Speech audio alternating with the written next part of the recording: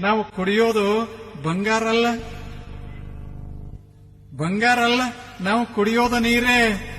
ನೀವು ಬಂಗಾರ ಬಟ್ಲ ಕೊಟ್ರು ನೀರೇ, ಬೆಳ್ಳಿ ಬಟ್ಲ ಕೊಟ್ರು ನೀರೇ, ಮಣ್ಣಿನ ಬಟ್ಲ ಕೊಟ್ರು ನೀರೇ, ಕೈಯಾಗ ಕೊಟ್ರು ನೀರೇ.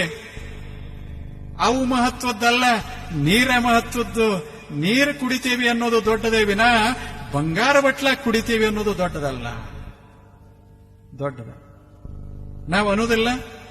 ಸಿಲ್ವರ್ ಸ್ಪೂನ್ ಅಂತ ಅಂತೆ, ಗೋಲ್ಡನ್ ಸ್ಪೂನ್. ಅವ ಹೆಂಗ್ ಹುಟ್ಟದಪ್ಪ ಅಂದ್ರೆ ಅವನ ಬಾಯಿ ಒಳಗ ಬಂಗಾರದ ಬಟ್ಲ ಇದು ಚಮಚ ಇಟ್ಕೊಂಡೇ ಹೊರಗೆ ಬಂದ ಅಂತ ಹೇಳ್ತೇವೆ. ಈ ಜಗತ್ತಿಗೆ ಬಂದ ಬಂಗಾರ ತಿಂತಾರೆ. ಅವ ಹಾಲು ಕುಡ್ಕೋತ ಬಂದ, ಬಂಗಾರ ಅಲ್ಲ.